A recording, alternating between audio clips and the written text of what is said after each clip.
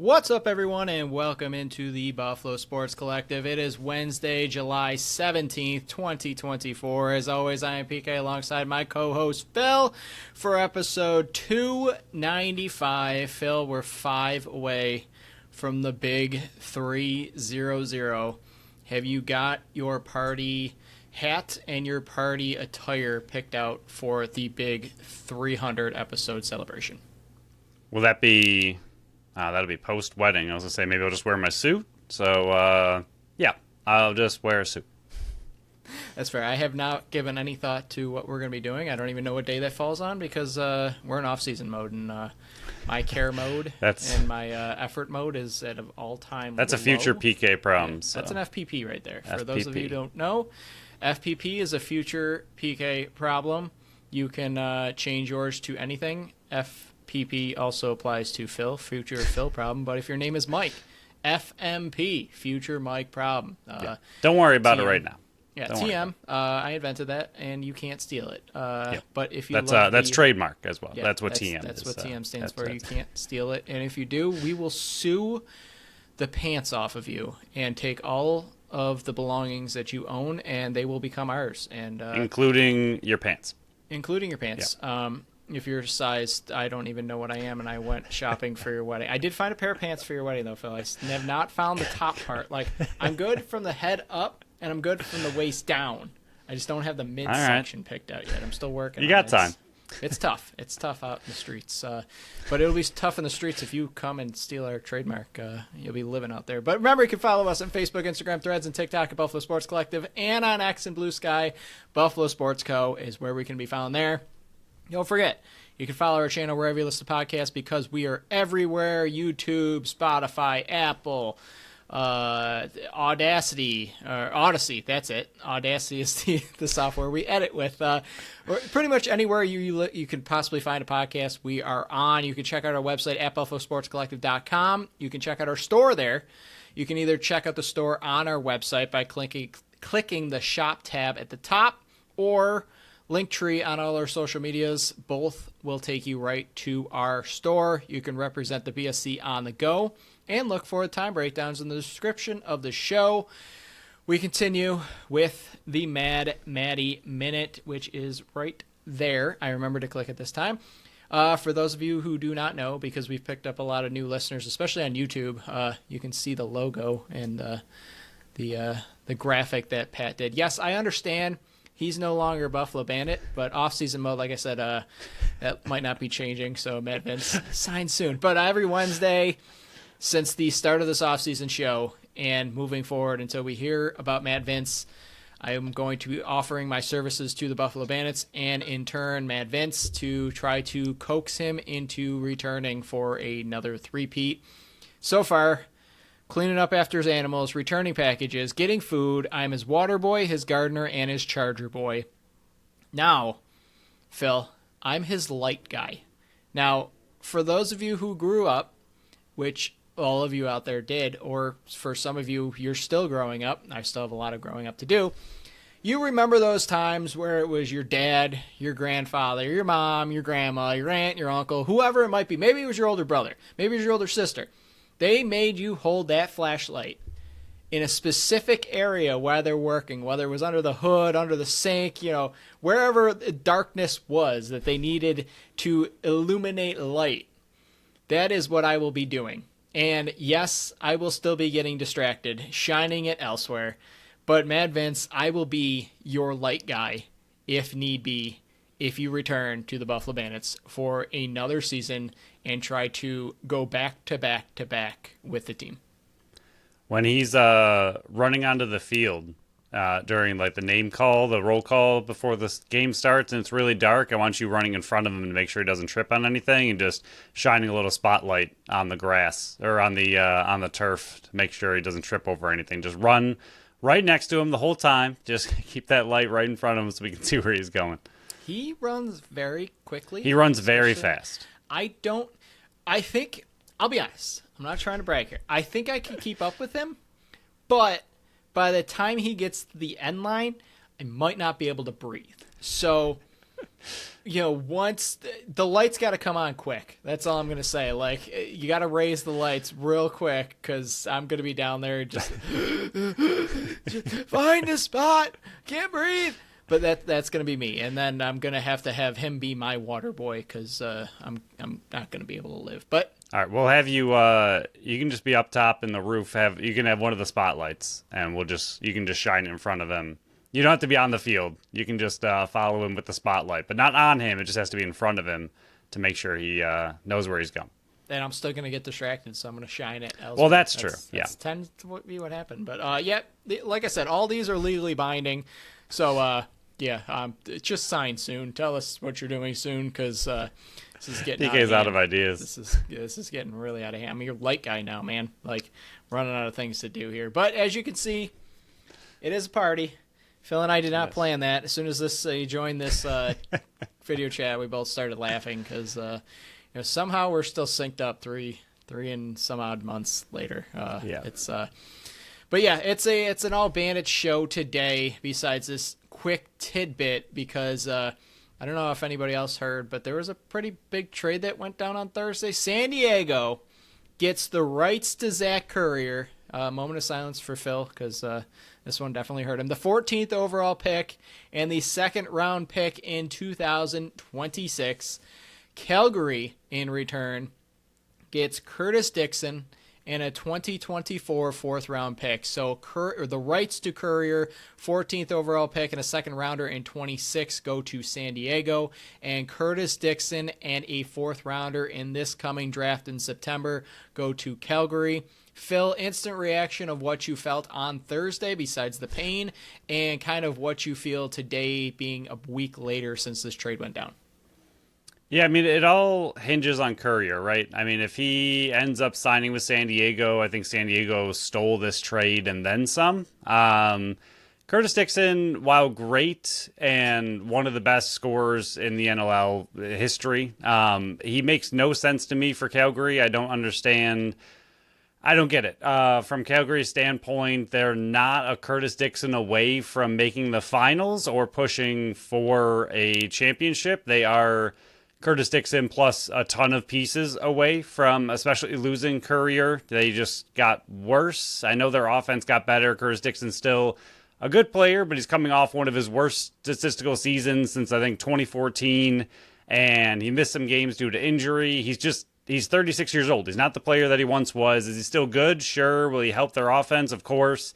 They could use pretty much anything, but he's the kind of player that if you're a team that's, one player, one offensive piece away from making the finals, or like Toronto, for example, if they wanted to get that extra oomph once again out of their offense, they, added Matthews. Now they get Curtis Dixon. Like, that could finally be the push that gets them past the Bandits. But for Calgary, that doesn't seem like they're anywhere close to being a championship caliber team. I don't understand the idea of Curtis Dixon. And I understand they were kind of saying, like, you don't want to lose a guy like Currier before free agency because if you lose him for nothing because they do have his rights. So they wanted to get a trade done to get something in return, which sounds a lot to me like Currier wasn't going to come back, but he also said that he wasn't ready to leave Calgary. So I don't know. There might have been a lot of behind-the-scenes stuff that we don't fully understand. I mean, if you're giving up on Currier, I would assume that means that you didn't think you could sign him because I don't understand why you'd be giving up that kind of piece to your team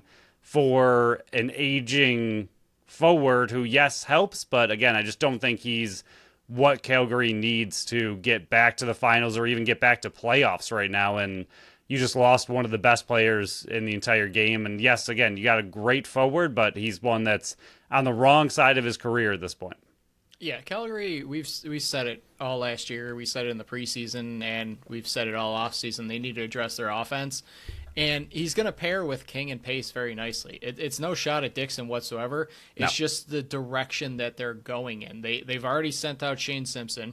Now Zach Currier's out the door. And I get that when the time came, you had Zach Currier and Christian Del Bianco, your two biggest name players still on the team, that needed new deals. Otherwise, you're going to lose them to free agency. There's only one franchise tag. And that was probably going to go to, and the rumors are, it's going to go to Christian Del Bianco. And what I last saw, because I believe their GM was on a radio show out in Calgary the other Tuesday, I think it was, that they're working on a deal with Christian Del Bianco, and if he can't get a deal done, they will franchise tag him. If I'm Christian Del Bianco, I'm not picking up my phone because you make more money being franchised than you do on this deal. But I think that's could be some of the behind the workings of they didn't want to risk losing one of these players, mainly Zach Currier, for absolutely nothing. So they sent him out the door. If Zach Currier decides not to sign with San Diego, I think Calgary wins this deal. Well, it's more fair, I should say. Right. Because, yeah. But if Currier signs with San Diego before free agency opens up, you lost one of the best players overall in the game. You lost the 14th overall pick and a second rounder in a couple of years for an aging Curtis Dixon. That definitely hurts. And I know I was reading reports that Pat Merrill wants to get younger with San Diego. I wonder almost what does this mean for Dane Dobbie? Like, do they want to bring him back? Does he want to go back to San Diego? Because, shipping Curtis Dixon, one of the older players on that team, out the door. You got Dane Dobbie, who is a UFA. They brought back Mike Poulin, but he's the backup behind Chris Origlieri. It's kind of like, could we be seeing the end of Dane Dobbie in San Diego? Does that open the door for him to go back to Calgary? Does he look for a spot to win a championship, another championship? That's the biggest things here. And the second thing is, yes, San Diego can tag Zach Currier, but they also got Wes Berg still dealing with there. They got two big name UFAs now, so they've got to work out some type of deal for one or both of them, or they could be in the same position Calgary was, where they might be losing one of these star-studded players to free agency, which opens up in August 1st, I believe. Yes, and I know Courier's very West Coast, so I really don't think he'd come to the East for much of anything, but I would love him not to sign and just leave that little bit of hope open for me that he would ever play with Buffalo. I don't ever see that happening, but I don't want to give up hope just yet. Yeah, that false hope is almost as more painful than just the hope that it was always there. But yeah, it won't happen. Our report cards, we'll transition to the Buffalo Bandits now, because we said this was going to be a pretty much Bandits-centered show now, which we typically do. But, the last 5 weeks, we went through all the report cards. We went 15-2. We are now at the Buffalo Bandits, and because, this is a Buffalo Bandits-centered show, we're going to be diving even further into this team than we did the previous 5. But if you want to learn more about the previous teams, of what grades we did for them, what players we had interest in from those teams, whether it's to sign a UFA, maybe trade for a guy, and so on and so forth. You can either look at the graphics on social media, or better yet, go listen to those episodes, because a lot of them are still up to date. I know there's been some signings moving forward, but you can just ignore that section and just go, this guy already signed. But Buffalo had a very successful season last year. I don't know if you know, but they won a championship once again. They defended it, and now they're looking for a three-peat. But last year, 11-7 in the regular season. They kind of struggled with injuries on the back end, especially. I don't believe any of their forwards really missed much time besides a handful. But, first overall in goals for, on average, 13.17. But the goals against, 11.78, 10th in the league. You had 2 games without Mad Vince. You had a bunch of games without the same defense from the week before. And I think that accounted for a lot of it, because once you saw the Paul Dawson's coming in, you had Justin Martin coming back, Adam Bomberry coming back. You saw these players get healthy and come back into the lineup, and then the following week you had the same guys, which I think played a bigger factor than a lot of other people might have mentioned. But you saw that through the playoffs. Mad Vince got back to primetime Mad Vince, and he probably has never looked much better than he did through those playoffs. This team there's a lot of work to be done with this team, which we're going to dive into, but one heck of a turnaround that they did after the Vancouver game out in the West Coast, that loss that they suffered there. Their whole season turned around right around there. Yeah, it's really interesting to see the contrast of the last 2 championships. I mean, winning back-to-back is huge, but to do it in completely opposite ways is even more impressive. I mean, the fact that 2 years ago they were missing their entire offense and it was all defense-based, and defense pretty much led them all the way through the season and then all the way through playoffs. I mean, playoffs, the offense took off and kind of rode the offense when everybody finally got healthy. And then this year, the offense is kind of what held them together throughout the whole season to make sure they could make playoffs, get that first home round playoff game. But then it was the defense and Vince in playoffs that allowed them to do what they were able to do and allowed the offense to hang around in games long enough for them to make those wild fourth quarter comebacks or, second half comebacks. So very interesting that the last two championships were literally polar opposites. I mean, you had great defense and then amazing offense through the championship, and then you had amazing offense and then great defense through the championship. So really cool to see the pretty much same group of guys win in completely opposite ways in back-to-back seasons. I think it really shows the depth of the team, and it shows how just incredibly talented the team is, that you can win two championships in pretty much polar opposite ways with pretty much the exact same set of players. Yes, there were some big additions here and there, but for the most part, the core of the team was the same, but you won in different ways. So I think that was really cool to see. But one of the more exciting things I'm looking forward to next year with how well they played this year is the step up, hopefully, and the progression of a Wires and of a Belzer who really came on in the second half, to see what they can really bring to this team. We'll go over the holes in a moment, but there really aren't too many holes on this team. But players like that who are rookies one season going into their sophomore year, if they can continue to grow and get better, they're additions within your own team that you can see improvements from, step-ups from, and it's a way that your team, without adding or subtracting anybody, can continue to get better when these younger players take that next step that were already on the team and part of the roster. So I think that's going to be a really interesting thing looking forward to next year. Yeah, so we're going to continue to touch on what happened last season based on some of these stats for some of these players, but it's also time to a little bit to look forward to what this upcoming season is going to be looking like as we kind of flip the script from last season into the off season and into next season, because we're only a couple weeks away from free agency opening up, and a lot of things are going to happen, and we're only a month and a half away, possibly 2 months, because they haven't really released a date because it's the NLL. Why would they do that?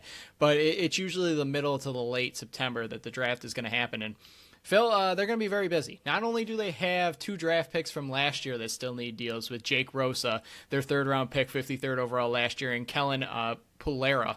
I believe I butchered that last name, but he hasn't played yet, and I don't really learn these players' last names and how to pronounce them. As it says in my ex bio, I'm the guy that butchers people's last names. It's going to continue. It's my trait. But he was their 4th-round pick last year, 68th overall. So not only do they have those 2 forwards in their system and on their draft list, they got 10 draft picks in this coming draft. 3 in the first round, which everybody knows about. We still don't know about compensatory picks yet, but they got the 7th overall pick from the Noseworthy trade, which belongs to Ottawa, which used to belong to New York. They got the 8th overall pick with Rochester from trading their 15th overall pick last year, which great move by Dietrich. They moved up 7 picks there. They got the 15th overall pick. They got the 2nd rounder from the McCulley deal, which belonged to Vancouver. They got a 3rd round pick from New York from the Dawson deal. They got their own 4th round pick. They got their own 5th round and 6th round pick, but they got a 5th rounder from Rochester from the Jordan Storos deal from 2 off seasons ago, and they got a 6th round pick from Toronto from the Alex Q deal. So they've got 10 draft picks along with 2 drafted players last year. Phil, I'm not saying that you're going to see 10 draft picks, because it's not going to happen. There's no way that Steve Dietrich, who loves to move up and down, loves to trade assets, loves to acquire assets, likes to ship out players, likes to bring in players. He said it himself. There's probably going to be some turnover on this team, because sometimes you got to move away from the aging vets and bring in some new blood. But you're not going to be bringing in 12 new players. There's no chance that this is going to happen. Those 10 picks where they stand right now are not going to be used by the Buffalo. All of them are not going to be used where they stand right now. There's going to be movement. It's a guarantee, and it could be movement even before the draft even happens, where there could be pieces shipped out the door for future assets or guys to help this team this year. But 10 draft picks. I don't know how you win at back-to-back championships, end up with 3 first-round picks and 7 other picks. It's one heck of a job by Steve Dietrich of what he was able to do, not just winning now, but also looking towards the future. Yeah, and that's what they mentioned in that one interview, that he's so good at looking right now and how to win, but also how to construct a roster that is built for the future. And he mentioned a lot of things, which I'm sure we will go into the more and more we talk about this team. But one of them was that the forwards are pretty much set and locked in for years to come, and he loves that about their offensive group. I mean, they were just finished number 1 in the entire league in goals for, so I don't know why you wouldn't be happy about that locked-in group. But the defense in transition has some movement potentially, but like you mentioned, that's an insane amount of draft picks, and I don't know. I don't know where you go with them. I mean, a lot of what we've seen in past years is them just kind of kicking the can down the road and trying to trade some of these draft picks. I mean, you might get, the 2 fifths for a 4th in next year, 2 years from now. You might get the 2 6 for a 5th in 2 years from now, and just kind of keep pushing that problem down the road. And that's kind of one of the ways that they've gotten to this point, is that they've kind of deferred picking and instead grabbing future draft picks, and now you continue to add to that future draft pick, and here we are with too many draft picks. But it'll be interesting to see what they stick with, what they see as a potential draft pick to, add to this team. Do they draft players that are going back to school and again kind of kicking the can down the road of players that just aren't really ready for the NLL, but someone they still like? And there's so much weird movement that is going to happen with this team, like stuff that might not bring a player in specifically with some of these trades and draft picks to go toward the future, but still a lot of potential movement, because like you said, there's no way you're drafting this many people, and who knows if they're even going to sign either of last year's draft picks either. So it's going to be a weird offseason with not too much roster space to acquire some talent.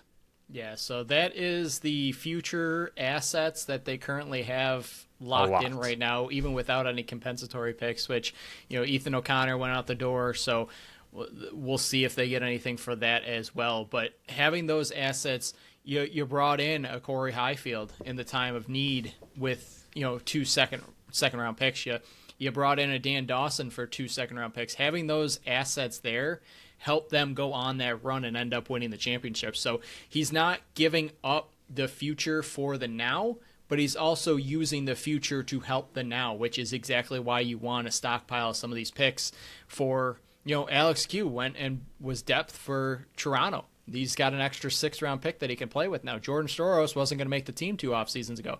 They shipped him to Rochester for a 5th round pick.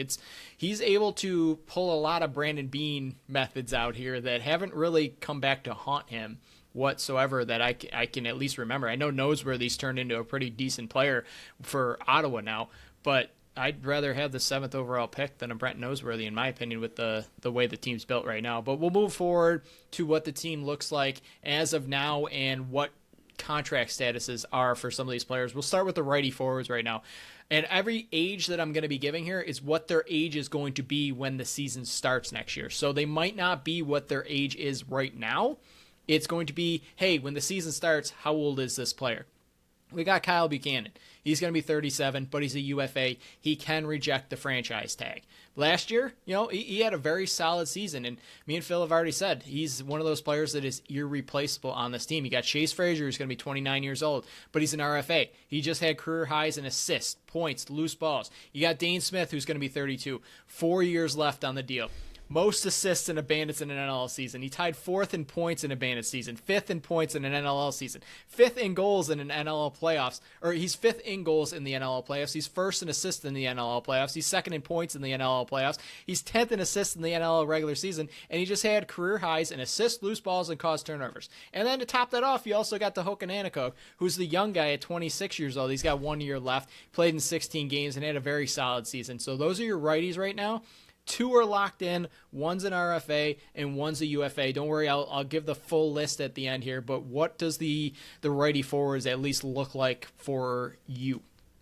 Yeah, I mean, a lot of this, which we'll kind of keep talking about, is the older guys. Are they going to come back? Kyle Buchanan is the huge kind of question mark in this one. He just had back-to-back championships, very similar to Vince. I mean, a lot of this was talked about last offseason after they finally won the championship. Do they want to come back again? Kyle Buchanan will be 37 going into this season. That's not young. And, I mean, we haven't really seen a dip from him too much. He went from, 58 points to 47, which is, a 10-point-ish swing. But what he brings to the team isn't necessarily in points. And 47 for his age is still incredible as the biggest depth piece other than maybe Robinson on the offense. So if he's willing to still pitch in 47 points with his incredible 83 loose balls and the small intangibles that add up to a lot during a game that he brings to this team, if he's willing to come back, I don't see them not bringing him back. But it's all up to him, and if he wants to ride off into the sunset with back-to-back championships at age 37, he could just call it. And if he's done, I think that leaves an opening potentially on that right side. But if they bring everybody back, I think that the right side's pretty much, taken care of. Again, Dane Smith with a just absolutely incredible year. Chase Fraser having his career highs. And I was going over a lot of the 2023 to 2024 season, and it's very weird to look at because they just didn't play a lot of games for the forwards. I mean, Fraser in the regular season played 4 games, had 12 points, and then he went to 57 points in 17 games. A 12-point season to a 57-point season is very hard to compare. Nanako's the one I have a question mark for you.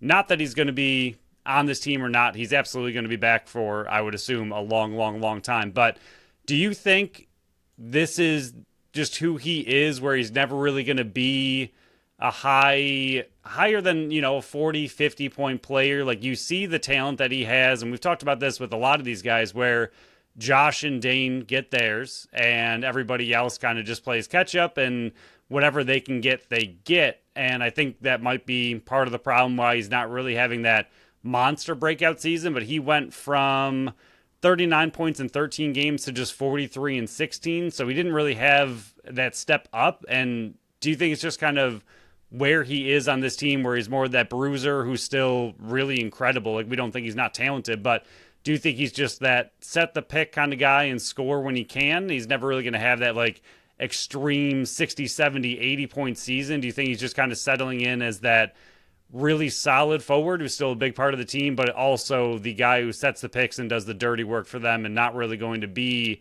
that high point per game kind of player? Well, it's also hard because the righties, they have 4 guys that they got to feed, rather than with the lefties on the perfect day they got 3.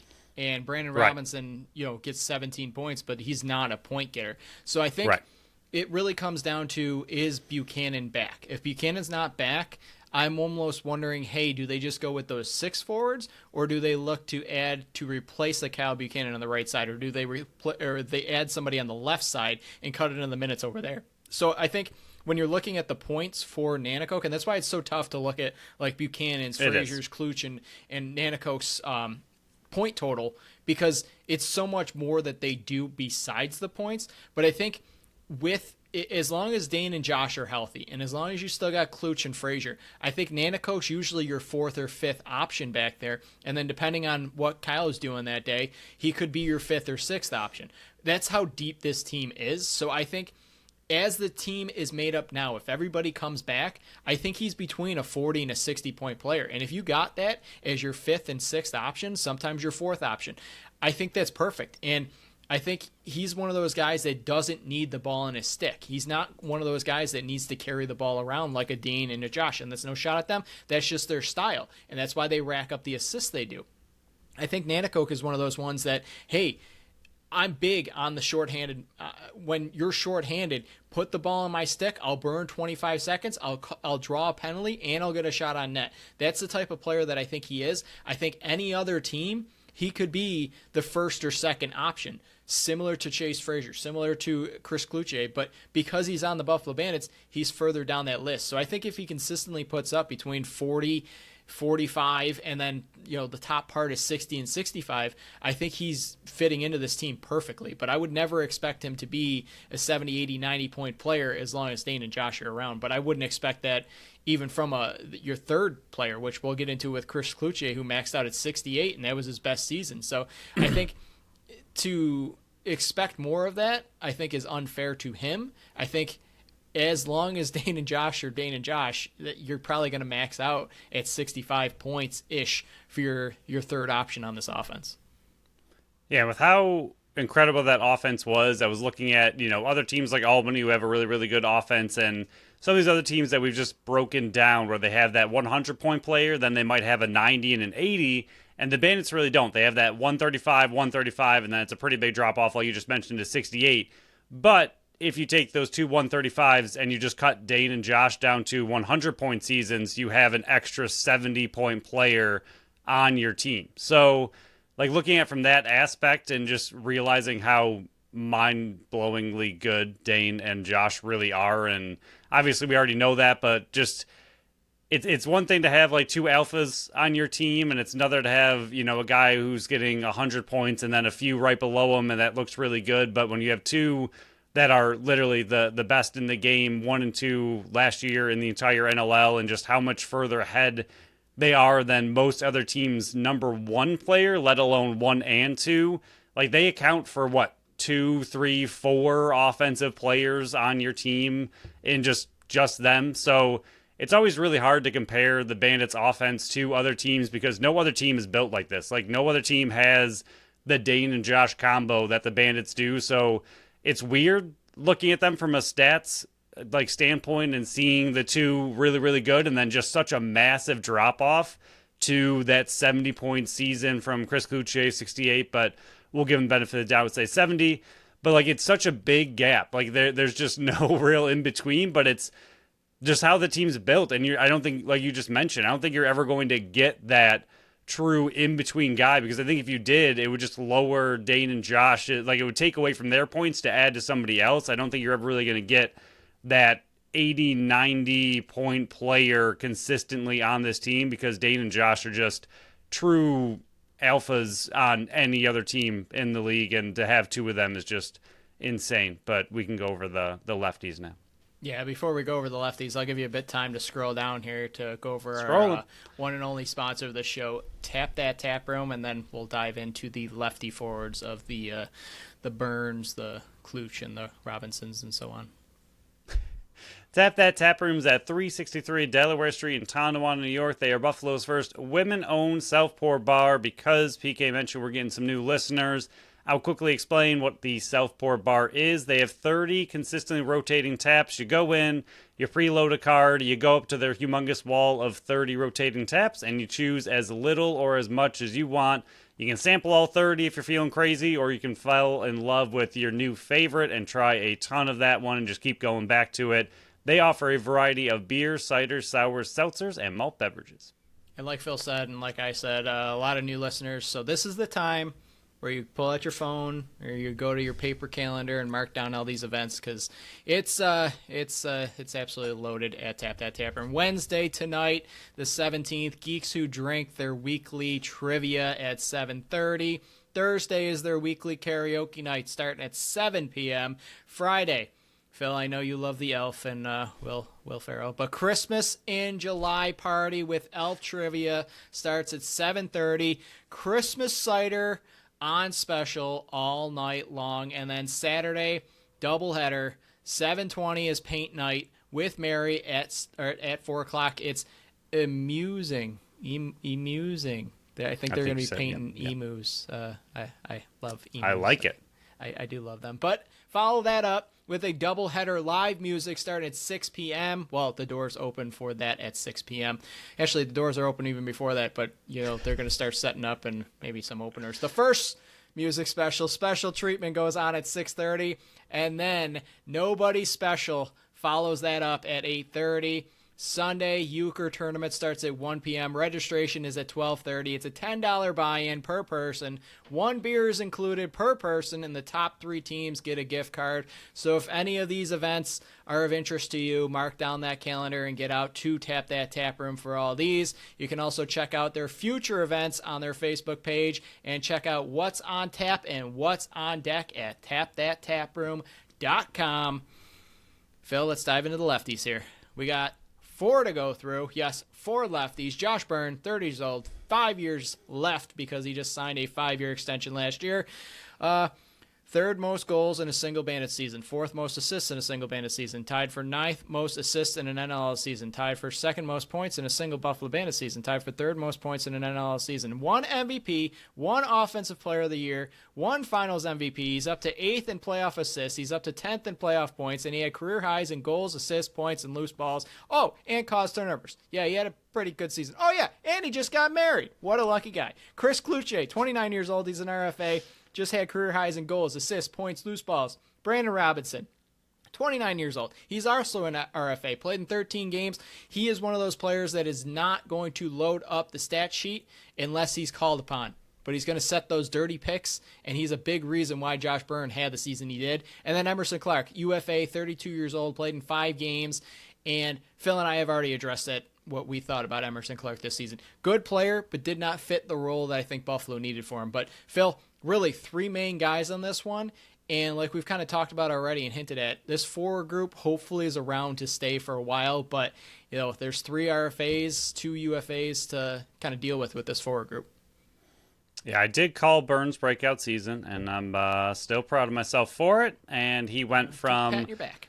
Yeah, I will. It was about time that he did it, and not only did I call it, I said he was going to possibly have a better season than Dane Smith, and he did by 1 massive point. He went from 93 points to 135. That jump up from an elite player is insane. I feel like it's just not something you see very often for a player to already be at 93 points, close to 100, to make that big of a leap forward and have an additional 40-ish points that's insane. That's Buchanan's entire season almost that he added on to an already elite ability, and just the way he broke out. Again, it's just not something you expected to see. Yes, I was hoping for it, and yes, I expected him to be a little bit closer to Dane, but to see them both break out the way they did with 135 and 134 points is just, I don't know. As much as we talk about these two, it's impossible to ever really understand what we're watching, what we're witnessing, and like we say a few times a year on this show now, just really enjoy and take in everything you are seeing with this team and the back-to-back championships and 4 straight finals and 2 of the greatest players of all time playing on the same team at the same time. Like, you don't know when you're ever going to see this again. So just continue to reap in the benefits of championships and enjoy watching a ridiculously high level skilled player. Cloutier, also career highs, like you mentioned, him and Fraser coming up huge for this team, even though, again, really massive parts of this team already, but to have both of them come in with career highs, really great. And then Robinson, the big thing with him is health. I think if he can play a full season healthy, and I think he's a little bit closer, and he hasn't missed a ton of time, but he's missed enough where you'd like him to be a little bit healthier, and his health is a little bit concerning, especially after they got rid of McCulley. But what he brings to the team, his ability to set picks, his ability to grab loose balls one-handed and wave them in the air and just let everybody else just kind of chip and hit him, and he just is completely unfazed. And his way to left-handed toss a goal over Nick Rose's shoulder will not be forgotten, but he's still a massive part of this offense. I do not think the offense on the left side runs the way it does without Brandon Robinson. And we saw what happened when Fields was on the team, and everybody loves bringing up how great Fields is for Rochester. And yes, he is great for Rochester because he can be their number 1, but it's not what the Bandits needed. They needed a guy like Brandon Robinson who's setting picks, creating lanes for Josh Byrne and Chris Cloutier to do what they do best, and he does an incredible job of it. Really hope he's back again. I expect him to be back, but if he can be back and just have that full season and he can get closer to even 25, 30 points, I don't think you're ever really going to be asking more from him than that. But if he can get just a full healthy season and pretty much play the way he does, I think that lefty side is also looking really, really strong again for another season. Yeah, I think if the Bandits are in the perfect world, they're bringing back those same 7 and then having a guy who can play lefty forward on the practice squad. But that's a little hint towards what I'm going to be talking about a little bit later. But we'll move on to the transition players. Ian McKay, 30 years old, signed a 3-year deal last year, so he's got 2 years left. But he had his 7th most loose balls in a Buffalo Bandits season with 160. He had career highs in loose balls and caused turnovers. Just a ridiculous season. Nick Weiss, 32 years old, but he's a UFA. Just had career highs in assists, points, caused turnovers. You had Connor Farrell, who played in 7 games. He had a 56 faceoff percentage. He's got 1 year left. He's 27 years old. And then Corey Highfield, who they brought in for 2 second-round picks from Rochester. Phil was not a fan of this trade whatsoever. I remember that. But he's 28 years old, UFA, 5 games played. I think he filled in nicely for a team that was hurting so much for a defenseman/transition type player. But 4 guys under this category, 2 locked in, 2 with UFAs.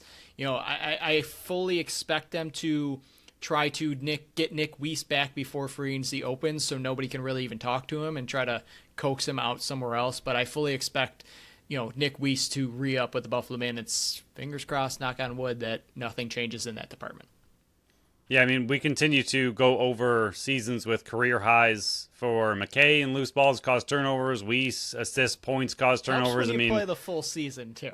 It does for both of them. But I mean, to see what this team was able to do and just the insane amount of career highs from every single player and just the magical season they had, the flawless playoff run. I mean, I know the season itself was a little bit up and down, but to see what they were able to accomplish in playoffs when they put it completely together and just played like the Bandits we know that they can.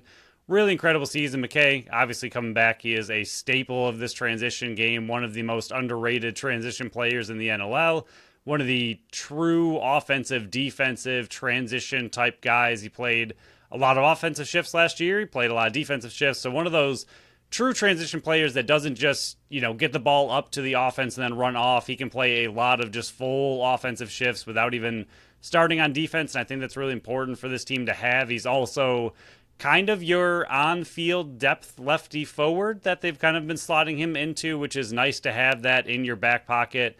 Nick Weiss, hopefully he doesn't go anywhere. He's just insane, and to see him set career highs at 32 is really, really great. Connor Farrell, I think, I don't know. We disagree, I think. I don't know what your feelings are on him. I'm just... I didn't really want to get into face-offs too much. I'll try to make it quick. But basically, my thought on face-offs with the Bandits, and I told you this a little while ago, is just the fact that I want them to go all in or do not care about face-offs. Just pick one or the other.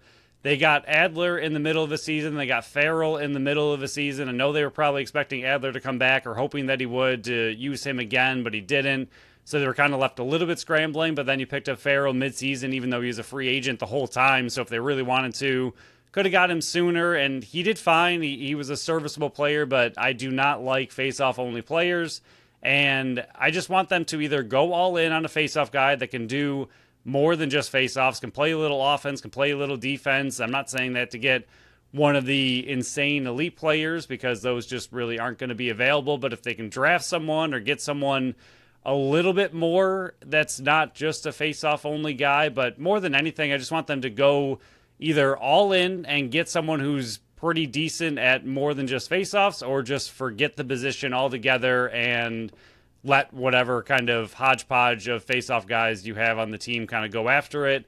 And then Corey Highfield, I don't know where he's actually going to fit on this team if he does. What they gave up to get him, I know right now we're talking about them just ditching a lot of picks for other things because they don't have space. So the draft picks, while not all that important, they did give up a decent amount of capital to bring him in to only play 5 games. I don't even know if he played in the playoffs once the team was healthy. So that's mildly frustrating to give up for, but at the same time, with what they gave up to bring him in, I know he's unrestricted, so he can go wherever, but they'll probably take a pretty close look at trying to bring him back, knowing what they did to kind of bring him into the team to start with. Yeah, I'll go over my face-off thoughts a little bit later, but we'll go over the defense here. This is where I think you could see if there's going to be a lot of change, a lot of turnover on the back end, and listening to the interview from Steve Dietrich says just that is, hey, when do you officially move on from one of these veteran players? Kind of like what they did with Kevin Brownell. I know they tried to get Ethan O'Connor back, but he was 32 going on 33 years old. So this is the one position where I could see being not a ton of changeover, but if there is any changeover from running it back 2 years ago to this coming year, I think this is where it is, because you got a bunch of young players coming up. Steve Priolo is a free agent, 35 years old. He's ninth in penalty minutes in the NLL, fourth in caused turnovers in the NLL, third in caused turnovers in the NLL playoffs, third in loose balls in the NLL playoffs. You have Matt Spanger, who's going to be 32. He's a UFA. Dylan Robinson's 22 years old. He's not an RFA, but the team still has his rights, so he's not going anywhere. Cam Wire's still got 1 year left. He's already 25 years old because he went back to school. You got Dalton Solver's a UFA, 26 years old. Justin Martin's 29. He's an RFA. Sam LaRue just turned 22, switching his career to a defender now, and they sung high praise, and Dietrich sung high praise of how he thinks he could be a very good defender back there. He's got 1 year left. Adam Bomberry, 30 years old, very hurt last year, finally came back UFA. Zach Belter, 24, 1 year left. Justin Robinson, 27, RFA. Paul Dawson, UFA, 39 years old. Does he retire or come back? Frank Brown's 31. He's an RFA. And Bryce Sweeting, who missed all last year, he's 30 in a UFA. So as you can see, the young guns are pretty much locked in here on what your future is going to be moving forward. But some of these aging vets out there who's, 32, I'm 32, how am I calling them an aging vet? But for NLL standards, do they run it back with the same guys, or do they look to start a new wave while still competing for a championship? I do not envy Steve Dietrich's job here, which we're going to be doing in a few minutes here, but there's a lot of guys down this back end that are not locked into long-term deals or even, 1 year deals that, there's going to be possibly some change on this back end. Yeah, if we're going real harsh, and also we'll say that some people retire. I mean, Priolo, I do think will be back no matter what. I don't see him hanging it up just yet. But outside of him, if you're going to be really harsh based on injuries and just kind of what's going on, and also possibly if Dawson retires, I mean, Spanger, who knows if he'll be back. I think Solver, I think I'd like him still for sure on the practice squad, but we'll see what happens with him. Bomberry, I think he would be possibly on the bubble. I think Justin Robinson would be on the bubble. Paul Dawson, we'll see if he retires. Frank Brown, I could see on the bubble. And then Bryce Sweeting, same thing with the injury history.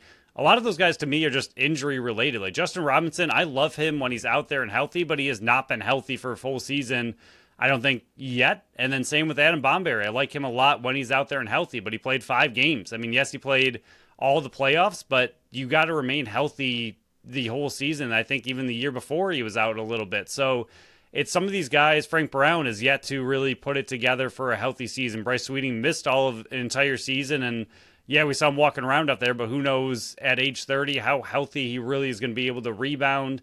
And then Spanger, same thing, also just injury prone at this point. So a lot of these guys that aren't necessarily old in NLL standards, but they also have a lot of history related issues. And Justin Robinson's only 27. I would like to bring him back, but at the same time, you got to be healthy to be on this team. And even when he was healthy at the end of the season, they didn't have him in the lineup for playoffs. And I think that kind of shows where they feel he is. I mean, I could see him coming back in one way or another, but they have a pretty solid core of veteran and young defensemen with some just kind of middling guys in between. So they still have a really, really good core, and I think a lot of those guys could come back if they can't upgrade. But at the same time, I do think, like you mentioned, that might be an area where they try to upgrade from people outside of Buffalo. Yeah, and like we've said on the past 5 shows, and including this one, there's only so much critiquing you can do to a team that's won back-to-back championships. So it's more just you're looking to improve your 17th, 18th, 19th, 20th guy rather than that. And I think you said it perfectly. They got the core of veteran players back there. If they bring back, and hopefully bring back a Paul Dawson, a Steve Priolo, and a Nick Weiss, and even if you want to toss in McKay back there, who's already got his deal done there, those are like players that are over 30 that are locked into your core. Then you bring in the next wave. You got the Dylan Robinsons, you got the Cam Wires, you got the Zach Belters. That's your next wave coming in. You're just looking to fill in the pieces after those. The seventh, eighth, ninth defender on this team. They were talking very highly of Sam LaRue, so I'm expecting him to be back. I expect Justin Martin to be back because he's that unspoken. He won Sleeper of the Year for our award show because he's so good back there. But like the Matt Spanger, is there a player that can upgrade over him? Because I thought before he got hurt, I thought he had lost a step. And again, that's no shot at him. It's just what I'm seeing. I think Adam Bomberry, I think that it's possible that you can upgrade there. I think Justin Robinson, I think in the playoffs you kind of saw the pecking order, and he fell out of favor, and he fell behind the Dylan Robinsons, the Cam Wires, the Zach Belters. The next wave past him, you got Frank Brown, who can't stay on the field.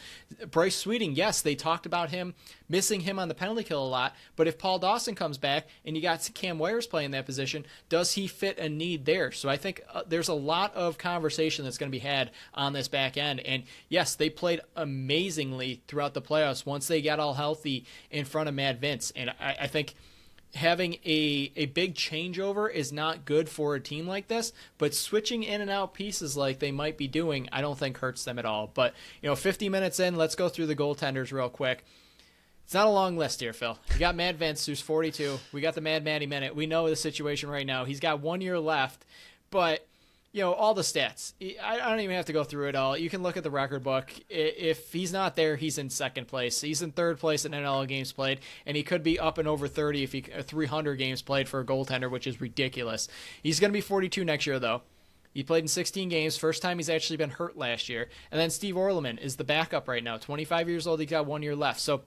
And then you got Evan C., who's down the pipeline as well. So I think they got their core of goaltenders. I am leaning towards Matt Vince returning because of what they did with Devlin Shanahan, releasing him when they really didn't have to in the offseason. I'm expecting Matt Vince to come back, but if he doesn't, you got Orleman and Evan C. rolling it back. I think Orleman would be the go-to guy coming into next season, but I'm not even going to put that in the future. I think Matt Vince will be returning. Orleman's his backup, and you still got Evan C. waiting in the background.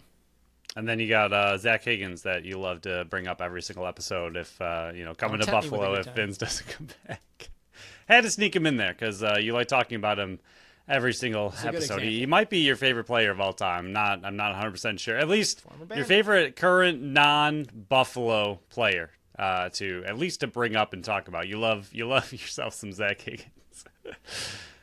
But yeah, I mean the goalie is pretty self-explanatory. If Vince comes back, I think they are well within their championship window. And if Steve Orleman has to step up and be your number one, I think your window is still there, but I think the gap shrinks significantly between a Toronto and an Albany that have those goalies. I mean, how many times did we go over teams at the bottom of the NLL standings, and what are they missing is a true dominant goaltender. So to see if the Bandits lose Matt Vince, I think it's a obviously massive blow to the greatest goalie of all time who's still playing at a ridiculously elite level. I know his in-season stats weren't the best, but he just had quite literally the greatest playoff run in NLL history for a goalie. So, I mean, he's still number one by far. And if they do lose him, I think this entire team takes a bit of a step back. Will they still make playoffs? Probably. Do they still have a shot to win the championship? Most likely, but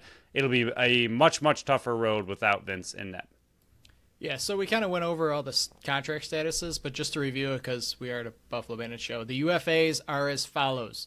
Bomberry, Buchanan, Dawson, Priolo, Weiss, Sweeting, Highfield, Solver, Clark, and Spanger. For the RFAs, you got Kluch, Frazier, Martin, Brandon Robinson, Justin Robinson, and Frank Brown. And then a player that needs a deal but his rights are still with Buffalo is Dylan Robinson. So currently at the moment, as this is coming out, I just scrolled through Twitter before this even started and look at the transition wire. They got 10 players under contract. They got 6 RFAs. They got 1 player that needs a new contract because he's still he still has his rights with the team, which is Dylan Robinson. You got 1 protected practice player, which is Evan C. You got 10 UFAs, 2 draft picks that need to be signed, and 10 2024 draft picks, Phil. There's a lot of work that needs to be done and a very short time frame before free agency opens. So I'm expecting in these next 2 weeks to get a lot of signings from the Buffalo Bandits. And I know Dietrich likes to wait till the last minute. I'm expecting the show right before the free agency opens to have a lot of contracts that we're going to be talking about. Yeah, I mean, one thing that I was kind of thinking to myself the other day about this team and about a championship caliber team is, yeah, it's amazing to win, and I would obviously not trade that for anything, but when we are also Buffalo Bills fans who had 17 years without playoffs and Sabres fans that are 13, where you kind of get used to the offseason being a little bit exciting, right, where like the draft pick is high, the free agents you might bring in to change the entire culture and the entire team, like it's always really exciting, whereas the Bandits, for the most part, have had a very, very boring offseason because they just re-sign their same players and run it back, and once again they're back in the finals, and then they win back-to-back. So wouldn't trade that for anything, but for the most part, the offseason for the Buffalo has been pretty boring for a long time since Matt Vince has been signed. Since then, and their 4 straight finals, they haven't really needed to do anything major, which is fantastic, and I wouldn't, again, trade that for anything, but it makes for a pretty boring offseason. But looking at this humongous list that you just had, I mean, between under contract, UFA, and draft picks, that's 30 right there, and you can have 21, and that's not including the other 6, 7, 8, 9, 10 players. So they have 40 in your list, and they have to get it down to 24 with practice squad. That's a lot, and some movement obviously is going to have to take place, so it could be a more interesting offseason for a team that really has a full roster than we might anticipate headed into it. Yeah, I can see it being a very active without being a San Diego Calgary type of trade. Right. But I can see them being very active. But overall, to kind of conclude this part, we gave them an A+. Their needs, because all the other ones Buffalo wants from the other shows, this is what Buffalo needs. Number 1 is Mad Vince back. I mean, clear and obvious. He needs to, not just for my sanity of the Mad Matty Minute, he's just got to come back for this team to continue to be that title contending team and being able to run it back for a 3rd straight season. Re-sign Paul Dawson, Priolo, Bucky, and Weiss. I think those are clear and obvious. And then lock up 2 longer-term deals is Kluch, Frazier, and Martin. So you don't have to worry about them becoming RFAs. I believe they're all would-be UFAs next year. I would have to double-check that just to be sure. But I believe if they signed another 1-year deal like these players have typically been doing, they're going to be UFAs next year. So to avoid that, kind of like the NHL, do a little bridge here and give them 2-year deals so you don't have to worry about that. None of this 1-year deals, Steve Dietrich, please. But to kind of end this show here, Phil and I have taken what the situation was with all the players last year. We are not going to be including free agents. We're not going to be including draft trades. We're not going to be including draft picks that might be coming in. As the offseason progresses, this is going to change, but leading up to free agency, we're going to build our 21-man roster in a perfect world of what we think it's going to be. Now, currently, I know Phil said before we started recording, he's got 17 of 21 spots filled just with the players that were on the team last year, players that he wants to bring back from that team. I'm at 18. So he's got 4 open roster spots. I got 3. And that's without bringing everybody back. So I think we can go through this real quick. For the righty forwards, I'm assuming you got Dane Smith, Frazier, Nanakoke, and Bucky returning. Yes. Okay, perfect. Our righty forwards, we got 4 of them there. There's our 4 of 21 right now. As you can see, we're trying to build a 21-man roster before leaning into free agency. And if a little teaser for next week, as free agency opens up and August 1st, we're going to slowly start building up and see what our perfect 21 is going to be looking like. But for the lefties, I got Byrne, Kluch, and Brandon Robinson. What does your lefty forwards look like? Yes, same. Okay, perfect. So we got our 7 forwards locked in. This is kind of what they've been doing. They early this season and last year, well, 2 seasons ago at this point since we're flipping the script, they have been going 7 forwards. They've been going 4 righties and 3 lefties, and the only switch-ups really were McCully and Brandon Robinson's. Now McCully's in Vancouver. You got Brandon Robinson locked in there this time. But that means Buchanan's returning. That means they're locking up Frazier, Kluch, and Brandon Robinson, who are RFAs. So transition-wise, who are your transition players that are on your current roster that you're building? Yeah, McKay and Weiss. Okay, that is what I have as well. McKay's already locked in because he's got the deal, and I expect them to re-sign a UFA status currently of Nick Weiss. So currently, we're up to 9. We're looking good right now. But I guess besides defense, let's go to goalies first. Let's see if we can go 4 for 4. I got Vince and Orleman. Yes. We're at 11. We got 10 spots left here, Phil. 10 spots. Now, this is, I think, where the big change is going to be. And I cheated a little. I got Evan C. in my practice squad. So I'm assuming that's where Fair. you have him as well to continue to develop. I do like him. None of this 3 goaltender stuff, guys. No, he's please, going no. down to practice squad. Defense, though. I assume that you have 6 players here that you're either bringing back or locked into the defense. I have 7. So let's check these off. You got Steve Perillo. Yes. You got Cam Wires. Absolutely. Zach Belter. Love him. Dylan Robinson. Fantastic. Justin Martin. Lock it down. I have Paul Dawson. Do you have Paul Dawson returning? Block them shots. Okay, those are your 6. For my 7th, I'm bringing back a Bryce Sweeting. I think with the whole missed year, he's going to be able to come back to training camp, hopefully fully healthy, doesn't have to go on the PUP list, doesn't have to go on the IR, any of those kind of things. I fully expect him to be fully healthy next year and to be that bruiser and to kind of take more off of Cam Ware's plate, because a lot of players have sophomore slumps. I don't want that to happen to a Cam Wares. If you take a little bit of responsibility off him, give that back to Bryce Sweeting, who is a scary man. Who's not. If you have Paul Dawson and Bryce Sweeting in front of the net, how were any shots on the penalty kill going to get through? So those are my 7.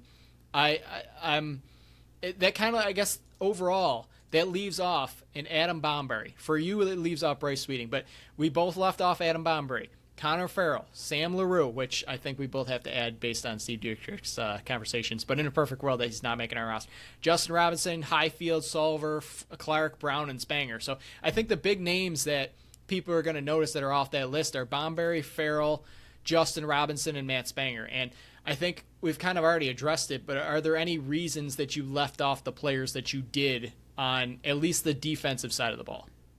Yeah, my bubble guys were Justin Robinson, LaRue, Solver, and Sweeting. So Sweeting was definitely one of my guys that I think they could bring back for sure. LaRue, we will talk about momentarily. Justin Robinson, we already talked about a little bit. I mean, I do like his age. I like that he's one of the brothers. I do think he's been solid when he's been out there, but his injury history has been brutal, and you got to be out there in order to make the team. So he concerns me. Same with a lot of these guys. Spanger ended up being, like you mentioned, I do think he kind of lost a step in general and then got injured, so that didn't help. Bomberry, same thing. I actually like Bomberry a ton, so leaving him off hurt a little bit. I am a big Bomberry fan, but it just the injuries that he constantly goes through.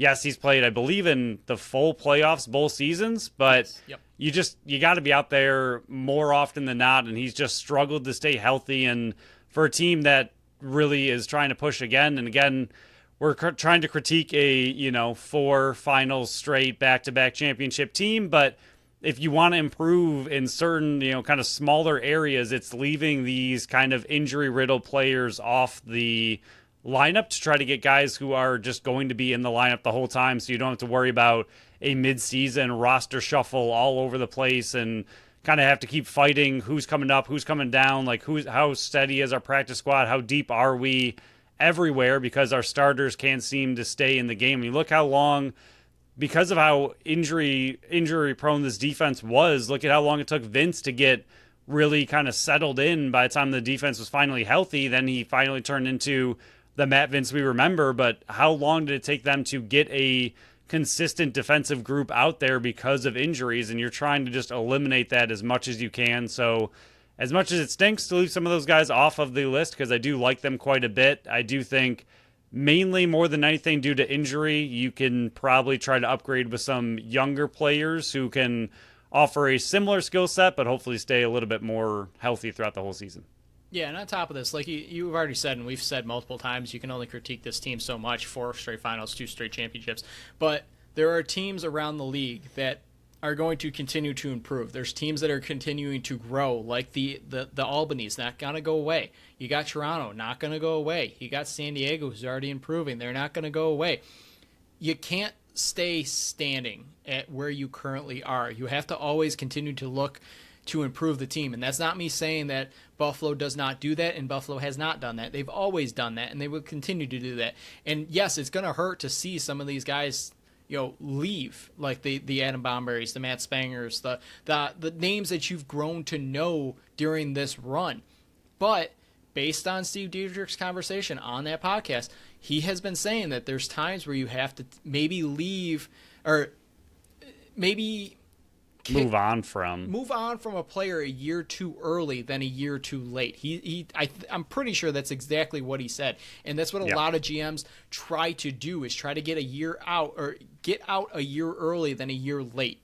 And sometimes that means moving on, like a Kevin Brownell. I'm sure that Buffalo would love to have Kevin Brownell back, but they moved on and then won a championship, which sucks for him. But I think that's kind of the reason that we're looking in the way it does. And for everybody out there that's going to come and attack us for Connor Farrell, I like what Connor Farrell did. And I think Steve Dietrich said it perfectly. For a player that's only going to be on the team for faceoffs, you need to bring in a character guy. He has unbelievable character. This is not me saying whatsoever.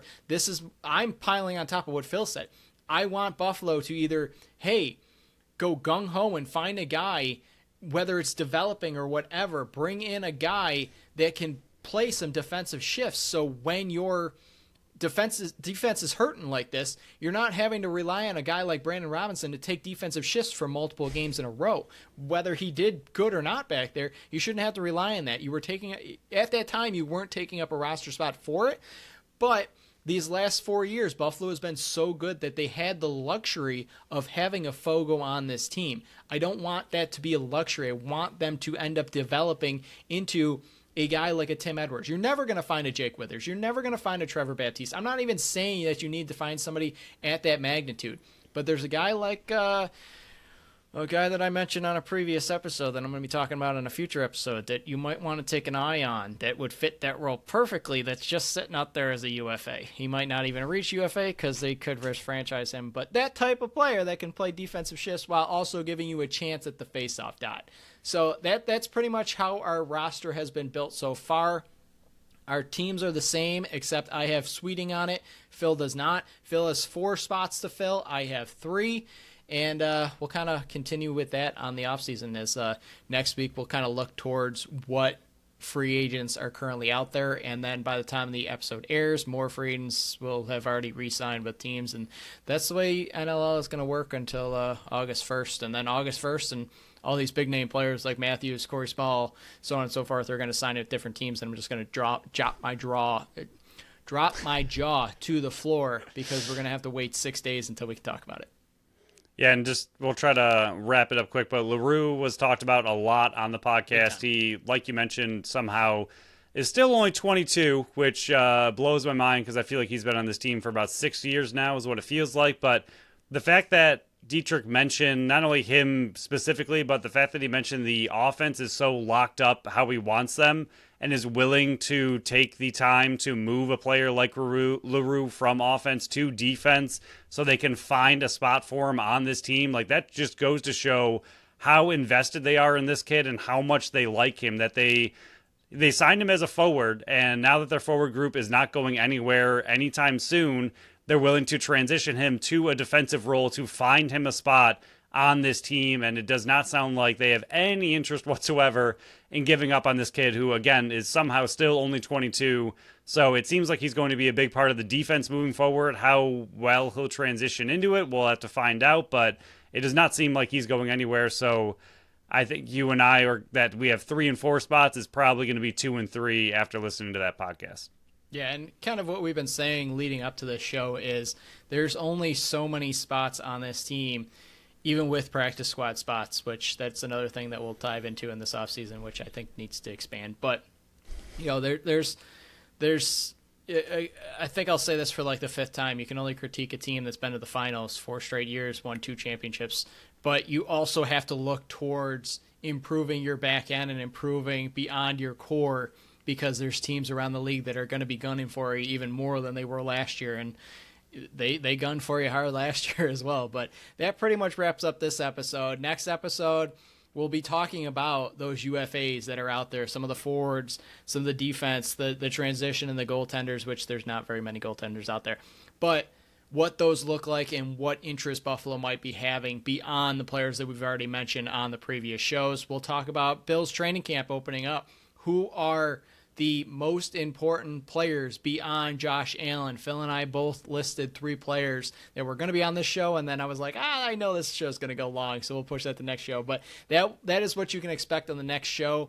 Free agency is right around the corner, and a lot of moves. And as we've said this whole show, Buffalo has, and Steve Dietrich has, a lot of work ahead of him with about 2 weeks until free agency opens up. So with that, that's pretty much going to wrap up this show.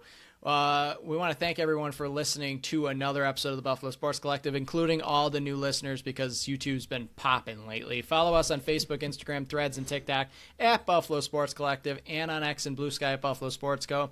Visit our website at buffalosportscollective.com. You can check out our store on our link tree, on our socials, or at the shop tab at the top of the website. Make sure you follow our channel wherever you listen to podcasts. Remember, we're on YouTube, Odyssey, wherever else you listen to podcasts, and make sure you leave us that review on Apple and Spotify. Until next time, bye-bye.